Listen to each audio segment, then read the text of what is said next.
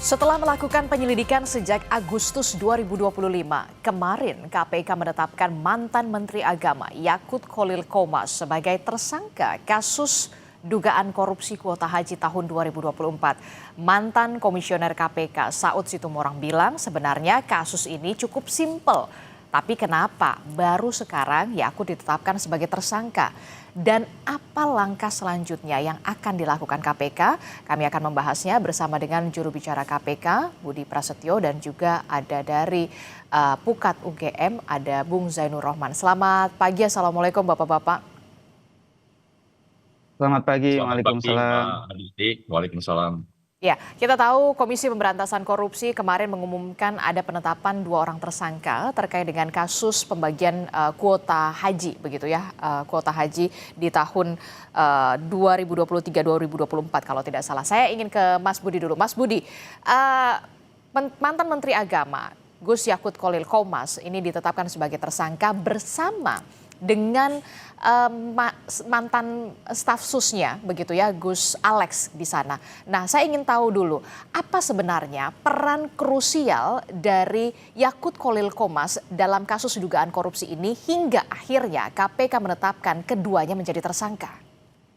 Ya, baik Mbak Adisti dan Mas Zainur terkait dengan perkara dugaan tindak pidana korupsi pada kuota haji untuk penyelenggaraan ibadah haji Indonesia tahun 2023-2024 kami telah sampaikan juga terkait dengan konstruksi perkaranya, asal muasalnya berkaitan dengan tambahan kuota haji yang diberikan pemerintah Arab Saudi kepada pemerintah Indonesia, yang kemudian dilakukan diskresi, di mana diskresi tersebut bertentangan dengan ketentuan perundangan penyelenggaraan haji di Indonesia.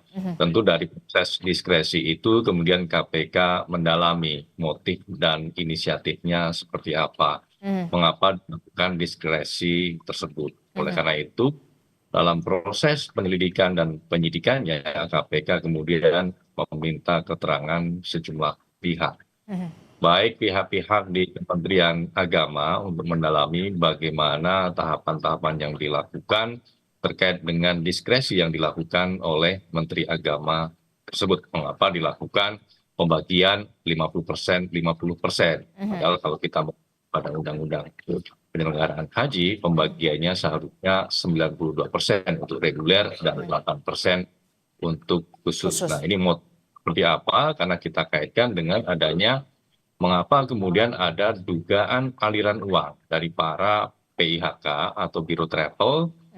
Karena Biro Travel ini kan kemudian kuota haji yang mereka kelola bertambah secara signifikan. Artinya bertambah dari 8% menjadi 50%, bertambah 42% atau sekitar 8.400 kuota. Nah, itu yang kemudian kami mendalami, follow the money kalau istilah Mas Zainur.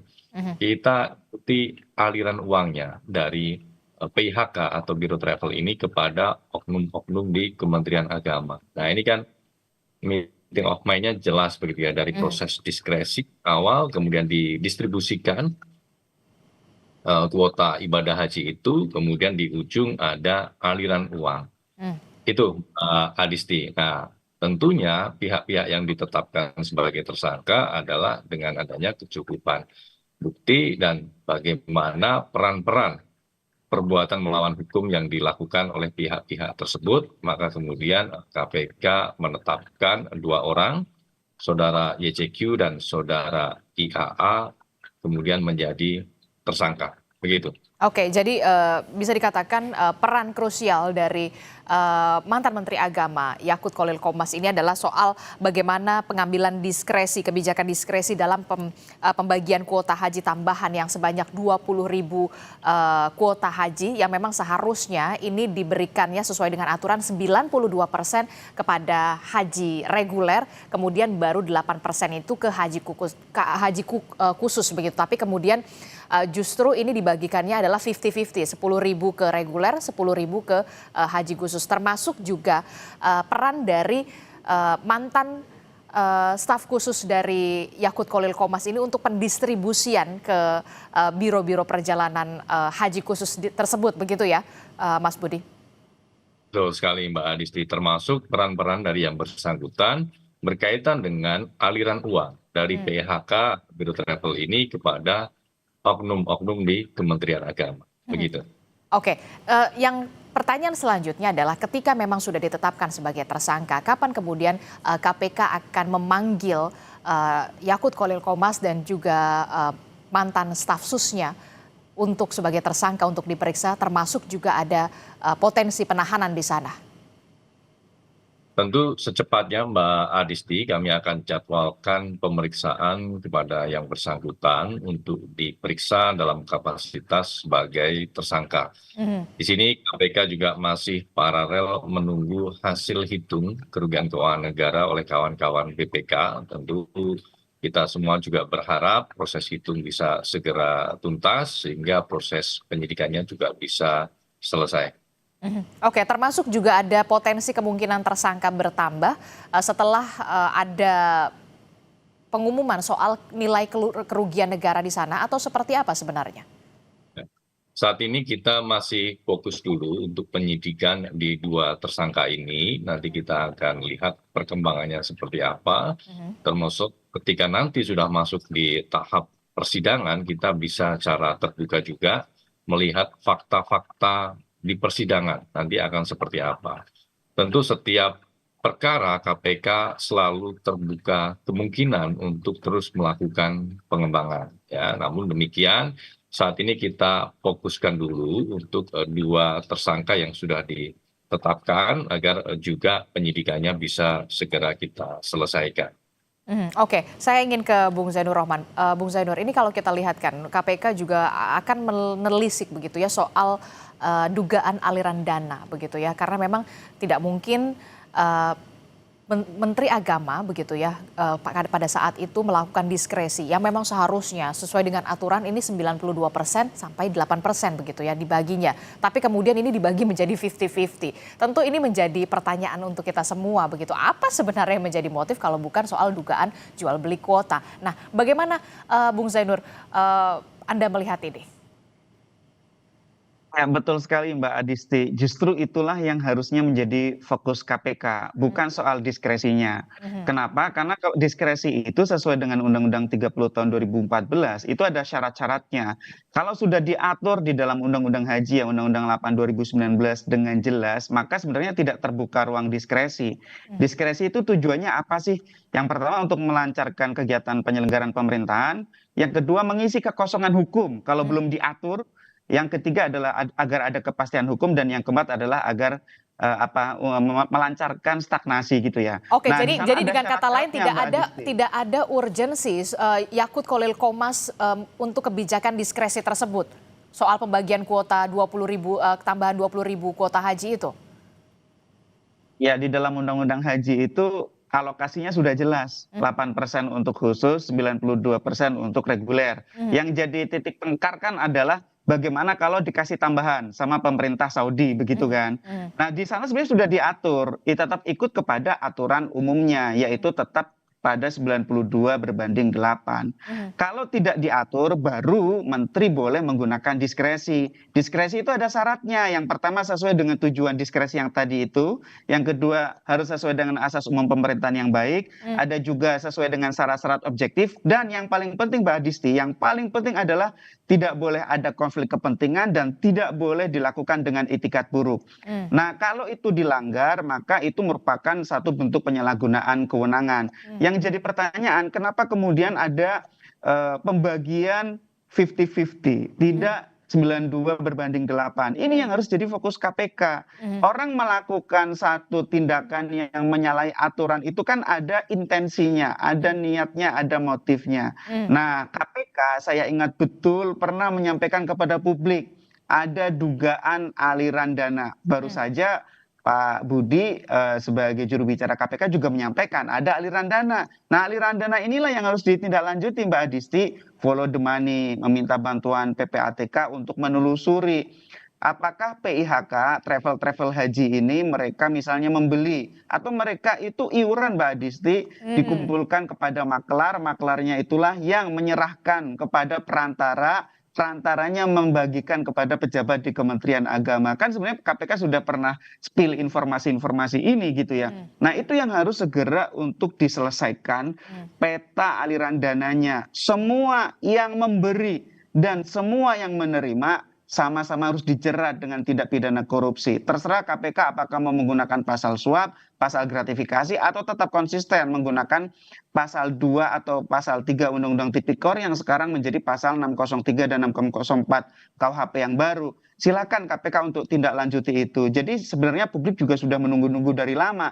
Kenapa KPK yang sudah pernah umumkan ada aliran dana baru sekarang tetapkan sebagai tersangka. Itu pun, mohon maaf nih Pak Mas Budi, penetapan tersangkanya itu tidak diumumkan melalui konferensi pers, Mbak Adistia, hanya melalui keterangan oleh Mas Budi. Kalau kita ingat ya, biasanya kan KPK itu kalau ada penetapan tersangka sekelas mantan menteri, pejabat dengan kedudukan sangat tinggi ini kan biasanya pimpinan KPK, kemudian lengkap dengan kelengkapan ada deputi penindakan, bahkan kadang ada direktur penyidikan. Nah ini kan baru dilakukan oleh Mas Budi sebagai juru bicara. Ini ada apa di internal pimpinan KPK? Itu menjadi pertanyaan publik, Mbak Disti. Oke, ini juga menjadi pertanyaan saya sebenarnya untuk Mas Budi. Itu kan dilakukan oleh Mas Budi begitu ya, doorstep begitu. Biasanya itu dilakukan secara konferensi pers begitu, memang secara resmi. Apa yang terjadi di KPK sebenarnya? Baik, Mbak Adisti dan Mas Zainur, tentu KPK juga seluruh pegawainya sudah satu suara bulat mufakat untuk kemudian dalam proses penyidikan perkara ini menetapkan 2 orang sebagai tersangka. Kalau kita melihat historinya, penyidikan ini kan berangkat dari sprindik umum yang memang kita belum menetapkan tersangkanya, karena memang proses pemeriksaan masih terus berlangsung dan ini memang cukup kompleks ya. Kenapa kami sampaikan cukup kompleks Mbak Adisti dan Mas Zainur, karena memang pihak-pihak yang penting untuk dilakukan pemeriksaan jumlahnya sangat banyak. Tidak hanya pihak-pihak dari Kementerian Agama, tapi juga ada beberapa lembaga lain yang juga kami panggil untuk dimintai keterangan bagaimana pengetahuan para saksi ini mengenai penyelenggaraan ibadah haji. Karena itu penting bagaimana kita ingin melihat sebetulnya apakah fasilitas-fasilitas penyelenggaraan ibadah haji ini betul tersedia atau tidak. Nah, itu kan juga menjadi salah satu poin yang menjadi item yang menjadi pertimbangan dalam proses hitung kerugian keuangan negara oleh BPK. Kemudian KPK juga perlu melakukan permintaan keterangan kepada para pihak Biro Travel atau PIHK. Karena memang jual beli kuota ini beragam. Ada beberapa PIHK yang belum mempunyai izin untuk menyelenggarakan ibadah haji. Khusus ini faktanya sudah bisa menyelenggarakan. Nah ini mengapa? Ternyata KPK menemukan fakta bahwa jual beli kuota ini tidak hanya dilakukan dari Biro Travel kepada calon jamaah.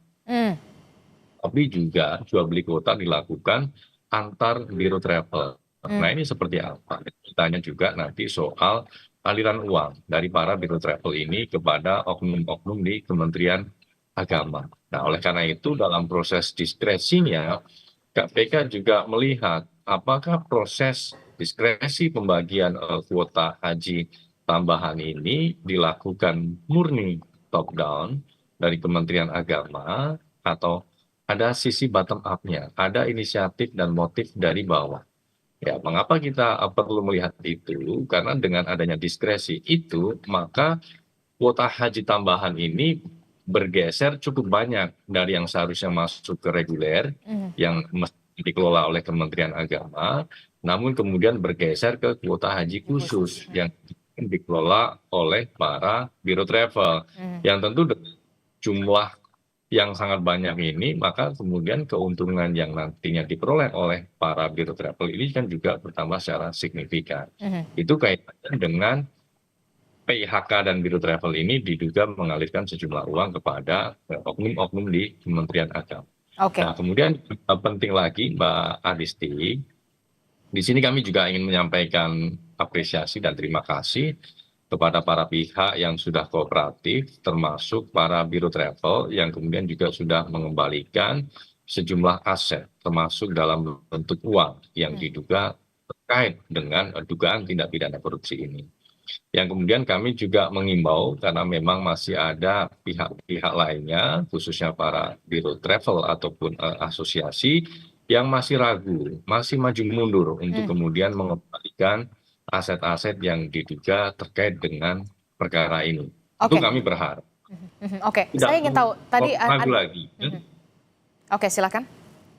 Ya, tentu kami berharap pihak-pihak tidak perlu ragu lagi karena KPK juga sudah menetapkan 2 orang sebagai tersangka dan penyidikan perkara ini akan terus berprogres secara positif. Begitu Mbak Adisti. Oke, tadi Anda mengatakan ada beberapa biro travel yang kemudian mengembalikan dana atau berupa aset, begitu ya. Totalnya berapa biro travel dan berapa total dana yang kemudian dikembalikan atau diberikan asetnya kepada KPK, begitu ya, dikembalikan kepada KPK, termasuk soal berapa juga dugaan kerugian negara yang saya rasa sampai saat ini masih dihitung ya oleh BPK.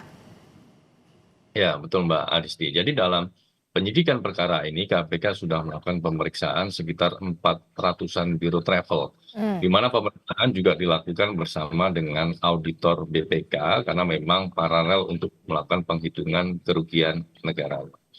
Kemudian dari sejumlah pemeriksaan yang sudah dilakukan, KPK juga tidak hanya melakukan pemeriksaan di Jakarta, Mbak Adisti, karena kita tahu bahwa biro travel ini kan tersebar di berbagai wilayah di Indonesia, sehingga kami jemput bola ke daerah. Kami lakukan pemeriksaan di Jawa Timur, di Kalimantan, di Sulawesi, dan di berbagai wilayah lainnya.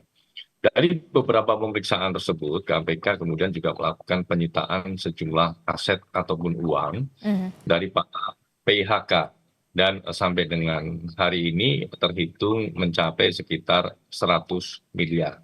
Oleh karena itu, KPK masih terus berharap pada pihak-pihak terkait untuk jangan ragu lagi. Silahkan jika memang aset-aset yang diperoleh tersebut diduga dari dugaan tindak pidana korupsi ini untuk tidak ragu lagi mengembalikan kepada KPK. Karena ini memang dibutuhkan untuk proses pembuktian sekaligus sebagai langkah awal KPK dalam optimalisasi pemulihan keuangan negaranya nanti. Begitu, Oke, Mbak Adi. berarti dari 400 biro travel begitu ya, haji dan umroh sudah ada lebih dari totalnya 100 miliar rupiah yang kemudian dikembalikan berupa dana dan juga aset kepada KPK begitu. Tapi yang jadi pertanyaan, ketika memang sudah mengembalikan begitu, apakah nanti akan menggugurkan atau seperti apa? Ini kan yang juga dikhawatirkan karena kalau kita lihat ini miris sekali. Seharusnya haji khusus waktu itu adalah cuma 1.600 dapat kuotanya. Tapi kemudian karena diskresi tersebut 10.000 yang diberikan kepada haji khusus kuotanya. Ya, tentu dalam penetapan tersangka kita akan melihat bobot peran dari setiap pihak. Apakah memang betul melakukan perbuatan melawan hukum, bobotnya seperti apa. Nah, itu yang kemudian juga menjadi pertimbangan Mbak Adisti. Nah, oleh karena itu sampai dengan saat ini KPK melihat kita tetapkan 2 dulu nih tersangkanya, saudara YCQ dan juga saudara IAA. Termasuk juga ini yang juga menjadi pertanyaan saya juga adalah dugaan aliran dana yang masuk ke kantong dari Gus Yakut Khalil Qomas dan juga staf susnya pada saat itu. Apakah saat ini juga terus ditelisik oleh KPK? Tentunya Mbak Adisti, karena memang dari penelusuran yang KPK lakukan, ada sejumlah PHK dan biro travel ini mengalirkan uang-uang kepada oknum di Kementerian Agama. Bagaimana mekanismenya, tahapannya, perantaranya, semuanya ditelisik. Dan tentu nanti untuk optimalisasi aset recovery, maka kemudian terbuka kemungkinan juga KPK nanti akan melakukan penyitaan terhadap aset-aset yang diduga berkaitan dengan tindak pidana korupsi. Oke, saya mau ke Bung Zainur Rohman. Bung Zainur Rohman, kalau kita lihat begitu kan sebenarnya penyelenggaraan ibadah haji ini kan dilakukan setiap tahun begitu ya. Tapi kemudian kemarin ada kuota tambahan yang diberikan oleh pemerintah Kerajaan Arab Saudi. Nah, ini yang kemudian menjadi celah. Nah, bagaimana kewenangan seorang menteri dalam kapasitasnya seorang menteri terhadap pembuatan kebijakan dan praktik korupsi. Jangan sampai kemudian ini menjadi celah-celah berikutnya yang dilakukan oleh pembuat kebijakan. Ya, ini memang ada perbaikan regulasi ya di Undang-Undang 14 2025 di mana untuk kuota tambahan itu diperjelas bagaimana mekanismenya. Kalau saya lihat mekanismenya yang mengikuti mekanisme umum sebagaimana sebelum ada kuota tambahan dari pemerintah Kerajaan Saudi Arabia. Nah, kalau tadi jadi pertanyaan bagaimana nih celah-celah penyalahgunaan kewenangan, celah korupsi ketika terkait dengan pengaturan kuota. Ya, ini memang salah satu celah ya dari sedemikian banyak celah dalam penyelenggaraan ibadah haji. Ibadah haji itu adalah satu momen yang sangat gigantik ya, melibatkan jemaah sangat banyak, ratusan ribu, sehingga ini kan ada anggaran yang sangat banyak, anggaran dari jemaah, anggaran dari negara, di situ ada pengadaan barang dan jasa, ya, pengadaan barang dan jasanya meliputi ada catering, ada transportasi, ada pemondokan, ada kesehatan dan seterusnya gitu ya. Sehingga memang celahnya sangat banyak. Yang pertama betul tadi celah di bidang penetapan kuota, ini celah yang paling besar adalah kickback, jual beli kuota dari PIHK membeli kepada penyelenggara yaitu dari kementerian. Yang kedua terkait dengan pengadaan barang dan jasa. Ini celah yang banyak dimainkan oleh pejabat ya yang memiliki kewenangan. Karena ini kan pengadaan barang dan jasa di luar negeri. Semakin rumit dari sisi pengawasan pemerintah ya. Yang ketiga saya pikir juga pernah ada kasus terkait dengan pengelolaan dana penyelenggaraan ibadah haji ya. Jadi ini sebenarnya sudah ada banyak pelajaran di Kementerian Agama. Ada 3 Menteri Agama, Mbak Adisti, yang terseret kasus korupsi. 2 sudah divonis bersalah, ini ada 1 statusnya sekarang adalah tersangka. Kan menjadi aneh ya ketika Kementerian Agama ini tersangkut kasus korupsi. Harusnya ini kan menteri yang menunjukkan keteladanan, kementerian yang paling bersih. Harusnya begitu ya Mbak Adisti ya. Bahkan di Kementerian Agama pernah ada kasus pengadaan cetak Al-Qur'an. Itu kan mungkin setan juga bingung kok bisa cetak Al-Qur'an dikorupsi gitu ya. Sehingga ini harus ditutup ke depannya Mbak Adisti. Ditutup celah-celahnya. Bagaimana caranya? Yang pertama aturannya harus jelas. Yang kedua pengawasannya. Yang ketiga menghindarkan diri dari konflik kepentingan. Nah sekarang sudah dipisah Mbak Adisti. Untuk haji ada kementeriannya tersendiri. Ya harapan saya kementerian yang baru ini tidak membawa penyakit dari tempat yang lama. Bagaimana caranya? Set up sistem yang baru, komitmen yang baru, pengawasan yang baru, pejabat yang baru. Jangan kemudian membawa ya orang-orang lama dari Kementerian Agama. Kalau masih membawa orang-orang yang lama, saya khawatirnya kebiasaan lama, penyakit lama, sistem lama itu akan menular di kementerian lembaga yang baru ini. Mbak Adisti. Oke, terakhir pesan untuk KPK, jangan sampai berlama-lama soal bagaimana ada pemberi suap, ada juga penerima suap. Iya Mbak Adisti, kalau sudah ada informasi seperti itu, saya justru bertanya-tanya, mau menunggu apa lagi tuh untuk pemberi dan penerimanya Mbak Adisti ya. Kalau memang KPK sudah pegang alat buktinya, ada transfer dari PIHK, dari travel haji ini kepada penyelenggara negara. Clear, itu sudah full toit ya, itu sudah tinggal ditetapkan sebagai tersangka. Seharusnya kan tidak hanya 2 ya, tidak hanya Gus Yakut dan Gus Alex, harusnya bisa diikuti dengan tersangka-tersangka yang lain.